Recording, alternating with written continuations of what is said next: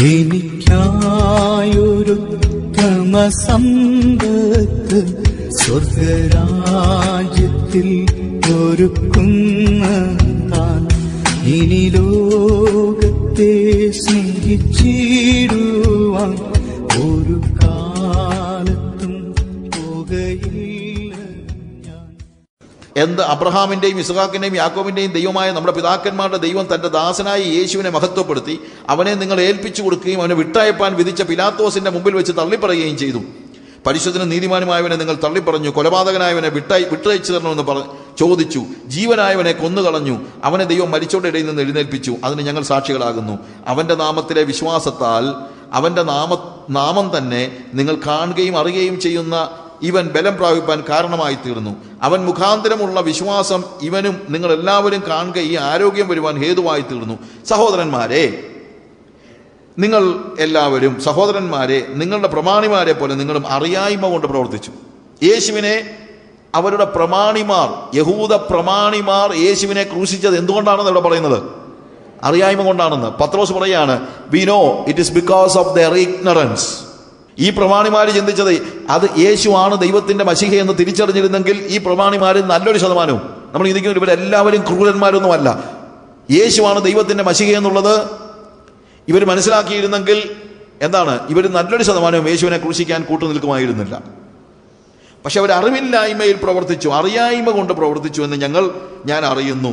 ദൈവമോ തന്റെ ക്രിസ്തു കഷ്ടം അനുഭവിക്കുമെന്ന് സകല പ്രവാചകന്മാരും മുഖാന്തരം മുന്നറിയിച്ചത് ഇങ്ങനെ നിവർത്തിച്ചു. ആകയാൽ നിങ്ങളുടെ പാപങ്ങൾ മാഞ്ഞു കിട്ടേണ്ടതിന് മാനസാന്തരപ്പെട്ട് തിരിഞ്ഞുകൊള്ളുവിൻ. എന്നാൽ കർത്താവിന്റെ സമ്മുഖത്ത് നിന്ന് ആശ്വാസകാലങ്ങൾ വരികയും നിങ്ങൾക്ക് മുൻനിയമിക്കപ്പെട്ട ക്രിസ്തുവായ യേശുവിനെ അവൻ അയക്കുകയും ചെയ്യും. നോക്കുക,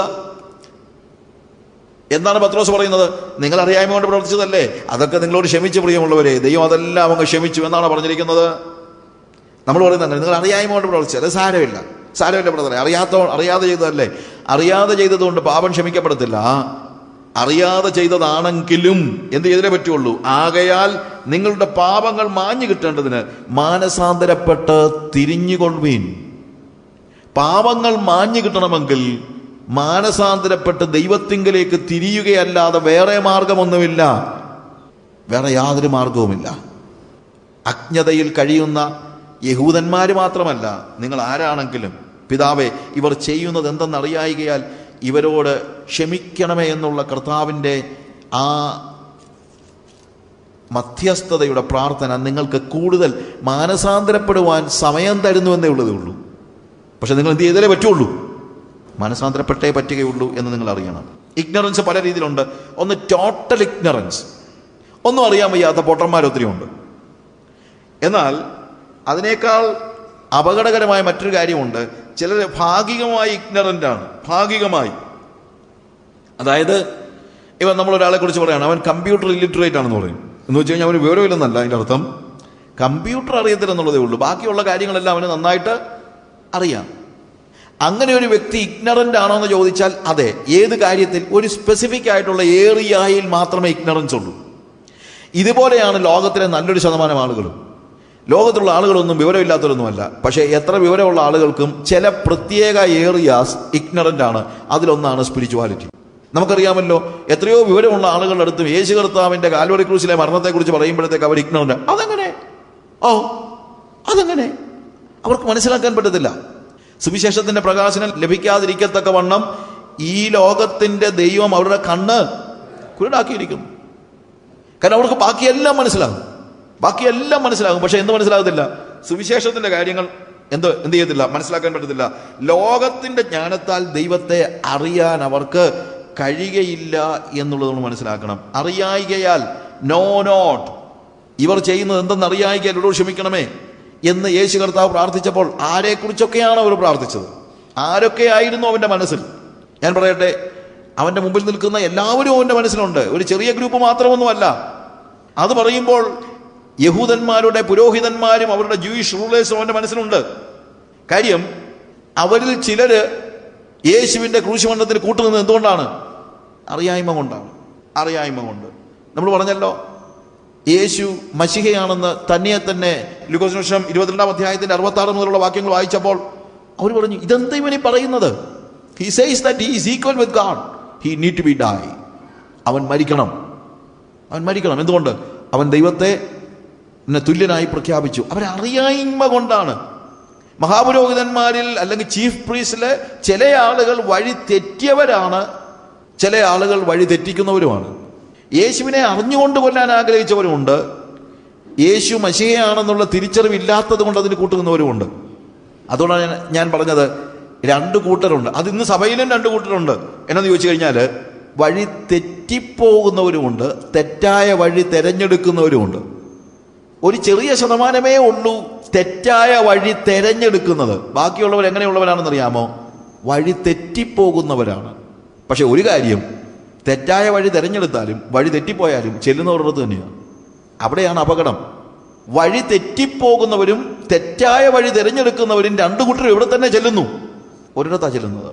അതുകൊണ്ടാണ് നമ്മൾ ഇക്കാര്യത്തിൽ ഒത്തിരി അലേർട്ടാകേണ്ടത്. അതുകൊണ്ടാണ് യോഹന്നാൻ ലേഖനം എഴുതുമ്പോൾ യോഹന്നാൻ പറയാണ്, നിങ്ങളെ തെറ്റിക്കുന്നവരെ ഓർത്ത് ഞാനിത് നിങ്ങൾക്ക് എഴുതുന്നു. ഇഗ്നറൻസ്. ഇന്ന് സഭയില് വഴി തെറ്റിപ്പോയ നേതാക്കന്മാർ ഒത്തിരി ഉണ്ട്, തെറ്റായ വഴി തിരഞ്ഞെടുത്ത നേതാക്കന്മാരുണ്ട്. നമുക്കറിയത്തില്ല.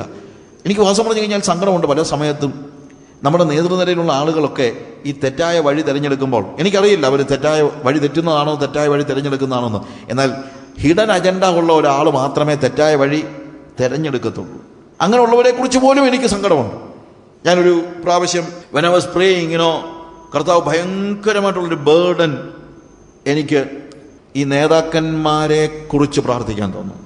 തെറ്റായ വഴി തിരഞ്ഞെടുത്തവരായ നേതാക്കന്മാർ, അല്ലെങ്കിൽ ഞാൻ പറഞ്ഞത് വഴി തെറ്റായ വഴി തിരഞ്ഞെടുക്കുന്ന നേതാക്കന്മാരെ തിരിച്ചു വരാൻ കൊണ്ടുവരുമെന്ന് എനിക്കറിയത്തില്ല. അവർ തിരഞ്ഞെടുത്തതായതുകൊണ്ട് ഒരുപക്ഷെ അവർ ഇട്ടേച്ച് വരത്തില്ല. പക്ഷെ വഴി തെറ്റിപ്പോയവരെ കുറിച്ച് തീർച്ചയായിട്ടും എന്തുണ്ട്? നമുക്ക് പ്രതീക്ഷയുണ്ട്. ശരിക്കും അവരെക്കുറിച്ചാണ് ബേർഡൻ ഉണ്ടാകേണ്ടത്, വഴി തെറ്റിപ്പോയവരായ ആളുകൾ. ഞാൻ ഒരു നൈറ്റ് മുഴുവൻ ഞാൻ അവർക്ക് വേണ്ടി പ്രാർത്ഥിക്കുകയായിരുന്നു. ചീത്ത വിളിക്കാൻ ഭയങ്കര എളുപ്പമാണ് പറയുള്ളവരെ. നേതാക്കന്മാർ തെറ്റ് കാണിക്കുമ്പോഴത്തേക്ക് നമുക്ക് പെട്ടെന്ന് ചീത്ത വിളിക്കാനായിട്ട് വളരെ ഈസിയാണ്. പക്ഷേ God wants us to pray for them. നമ്മൾ അവർക്ക് വേണ്ടി ഒന്ന് പ്രാർത്ഥിച്ച് വഴി തെറ്റി ഇന്റർസീഡ് ചെയ്യുക. വലഞ്ഞുപോയ ജനങ്ങളെക്കുറിച്ച്, ഈ സഭയിലെ പൊളിറ്റിക്സിനകത്ത് പെട്ടുപോയവരായ ആളുകൾ, ദൈവപുത്രനെ ക്രൂശിക്കുന്നവരായി പോയെങ്കിൽ അവരുടെ അന്ത്യം എവിടെയാണ്? അവർ നാശത്തിലേക്കാണ് പോകുന്നത്. അത് അറിഞ്ഞുകൊണ്ട് ചെയ്താലും അറിയാതെ ചെയ്താലും നാശത്തിലേക്ക് പോകുകയാണ്. ഞാൻ പറഞ്ഞല്ലോ, യഹൂദന്മാരുടെ നേതാക്കന്മാരും അവരുടെ കൂട്ടത്തിൽ എങ്ങനെയുള്ളവരുണ്ടായിരുന്നു? തെറ്റായ വഴി തിരഞ്ഞെടുത്തവരും തെറ്റിപ്പോയവരും ഉണ്ടായിരുന്നു. പക്ഷെ രണ്ട് കൂട്ടരും കർത്താവിൻ്റെ മധ്യസ്ഥതയില്ലെങ്കിൽ നഷ്ടപ്പെട്ടു പോകും. പിന്നെ യേശു, ഞാൻ പറഞ്ഞല്ലോ, ഒന്നാമത് യേശു ആർക്ക് വേണ്ടിയാണ് മധ്യസ്ഥത അണയ്ക്കുന്നത്? പിതാവേ, ഇവർ ചെയ്യുന്നത് എന്തെന്ന് അറിയായികയാൽ ഇവരോട് ക്ഷമിക്കണമെന്ന് പറയുന്നത്. ഒന്നാമത് ഈ തന്നെ ക്രൂശിക്കാൻ ഏൽപ്പിച്ചവരായ യഹൂദ മത നേതാക്കന്മാരെ കുറിച്ച് കർത്താവ് പറയാണ്. അതുകൊണ്ടാണ് ഈവൻ പത്രോസിന്റെ വാക്കുകൾ നമ്മൾ കാണുന്നതാണ്. നിങ്ങളുടെ പിതാക്കന്മാരെ പോലെ നിങ്ങളും, അല്ലെങ്കിൽ നിങ്ങളുടെ പ്രമാണികളെ പോലെ നിങ്ങളും അറിയായ്മ കൊണ്ട്. അതിന്റെ അർത്ഥം എന്താണ്? ഈ നേതാക്കന്മാരിൽ പലരും യേശുവിനെ ക്രൂശിക്കാൻ ഏൽപ്പിച്ചു കൊടുത്തത് എന്തുകൊണ്ടാണ്? അറിയായ്മ കൊണ്ടാണ്. രണ്ടാമത്തെ ഗ്രൂപ്പ് ആരാണ്? ആരെക്കുറിച്ചാണ് കർത്താവ് പ്രാർത്ഥിക്കുന്നത്? ഇവർ ചെയ്യുന്നത് എന്തെന്നറിയായി അവരോട് ക്ഷമിക്കണമെന്ന് പറയുന്നത് രണ്ടാമത്തെ ഗ്രൂപ്പ് ആരാണ്? ഇറ്റ് ഈസ് ദ പീപ്പിൾ, ജനങ്ങൾ. കർത്താവ് അവരെ ക്രൂശിക്കുക എന്ന് നിലവിളിച്ച ജനങ്ങൾക്ക് വേണ്ടി കൂടെയാണ് പറയുന്നത്. ഈ ജനങ്ങളുടെ ഒരു പ്രശ്നമുണ്ട്, ഇവർ പാവങ്ങളാണ്. അത് ഇന്നും അതുപോലെ തന്നെയാണ്. കോമൺ പീപ്പിൾ, അവർ പാവങ്ങളാണ്. ഇതേ ജനങ്ങൾ കഴിഞ്ഞ ആഴ്ച ദാവീദ് പുത്രന് ഹോശന്ന എന്ന് പാടിയവരാണ്. മത്തായിയുടെ സുവിശേഷം 11-ാം അധ്യായത്തിന്റെ 9-10 വാക്യങ്ങൾ വായിക്കുമ്പോൾ അവർ അവരുടെ വസ്ത്രങ്ങളെയൊക്കെയും വഴിയിൽ വിരിച്ചിട്ട് യേശുവിന് നടന്നു പോകാൻ വഴിയുണ്ടാക്കി കൊടുത്ത് കുരുത്തോല കയ്യിൽ പിടിച്ചുകൊണ്ട് എന്ത് പറഞ്ഞു? ദാവീദ് പുത്രന് ഹോശാന, കർത്താവിന്റെ നാമത്തിൽ വരുന്നവൻ വാഴ്ത്തപ്പെട്ടവൻ എന്ന് പറഞ്ഞ ആളുകളാണ് ഈ 4-5 ദിവസം കഴിഞ്ഞപ്പോൾ അവനെ ക്രൂശിക്കുക എന്ന് പറയുന്നത്. ജനങ്ങളുടെ പ്രത്യേകത ഏതാണ്? പുരുഷാരം അങ്ങനെയാണ്. ഞായറാഴ്ച ആരാധിക്കും, വെള്ളിയാഴ്ച ക്രൂശിക്കും. ജനങ്ങൾ ഞായറാഴ്ച ആരാധിക്കുകയും വെള്ളിയാഴ്ച ക്രൂശിക്കുകയും ചെയ്യാൻ മടിയില്ലാത്തവരാണ്. ഫീബിൾ പീപ്പിൾ, കുരുത്തോലയെടുത്ത് ഉത്സവം ആചരിച്ചതായ ജനങ്ങൾ.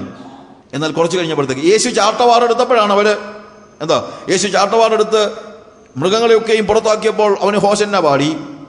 യേശുവിനെ ചാട്ടവാറടിച്ചപ്പോൾ അവനെ ക്രൂശിക്കാമെന്നും പറഞ്ഞു. യേശുവിൻ്റെ അധികാരത്തിൻ്റെയും അല്ലെങ്കിൽ യേശുവിൻ്റെ വിജയത്തിൻ്റെ സമയത്ത് അവൻ്റെ കൂടെ ഉണ്ടായിരുന്നു.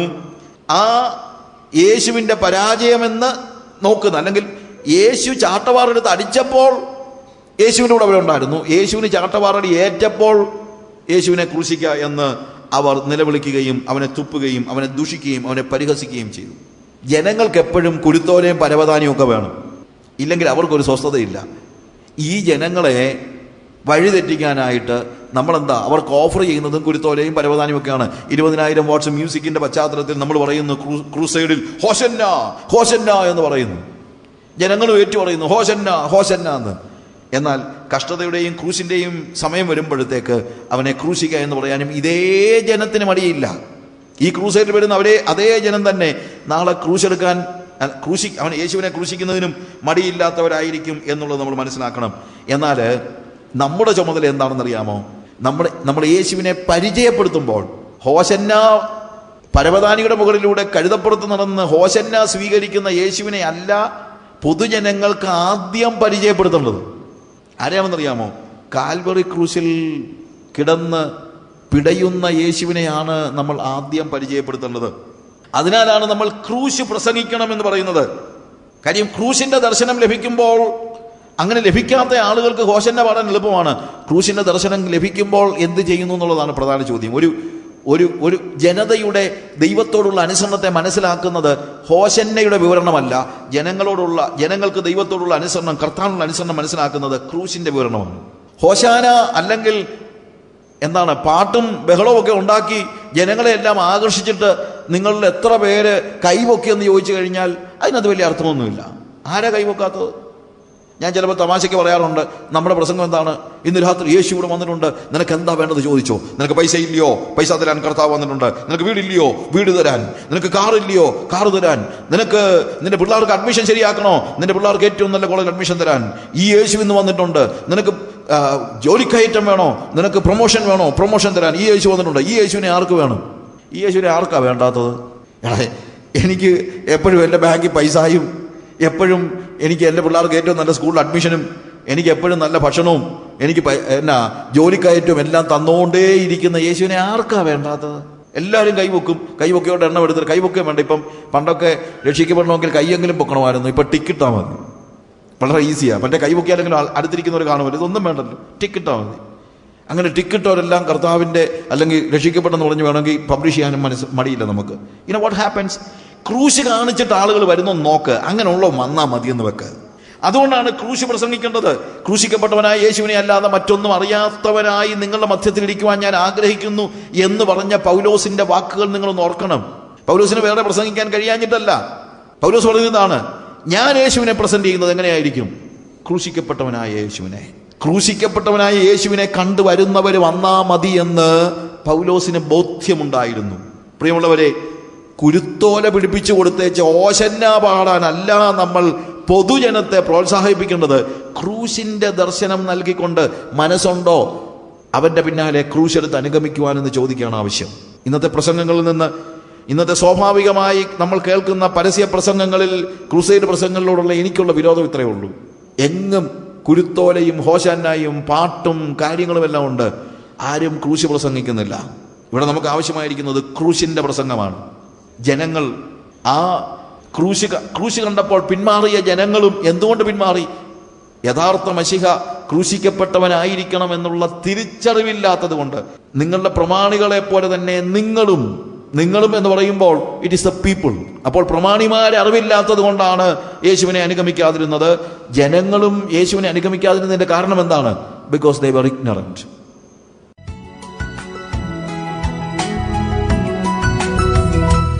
എനിക്കായൊരുത്തമ സമ്പത്ത് സ്വർഗരാജ്യത്തിൽ ഒരുക്കുന്ന താൻ ഇനി ലോകത്തെ സ്നേഹിച്ചിടുവാൻ ഒരു കാലത്തും പോകയില്ല ഞാൻ. ഇനി ലോകത്തെ സ്നേഹിച്ചിടുവാൻ ഒരു കാലത്തും പോകയില്ല ഞാൻ. എൻ്റെ ആയുസ്സിൻ ദിനമൊക്കെയും നിന്നെ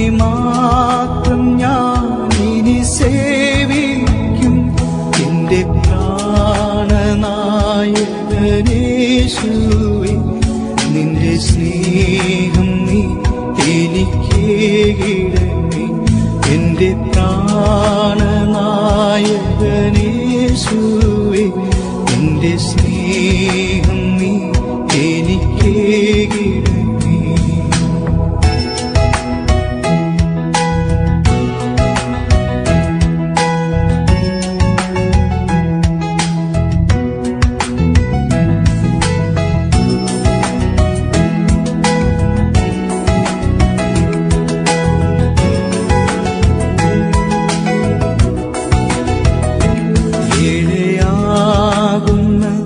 എന്നെ സ്നേഹിച്ച നിന്റെ സ്നേഹം എത്രയോ ആശ്ചര്യം.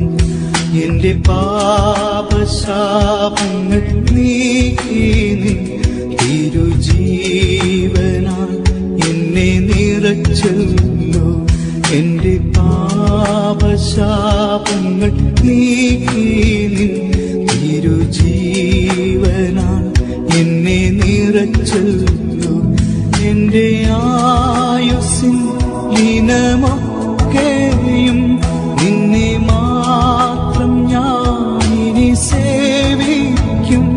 എന്റെ പ്രാണനായകനേശുവേ നിന്റെ സ്നേഹം നീ എനിക്കേകിടണേ. എന്റെ പ്രാണനായകനേശുവേ നിന്റെ സ്നേഹം നീ എനിക്കേകിടണേ.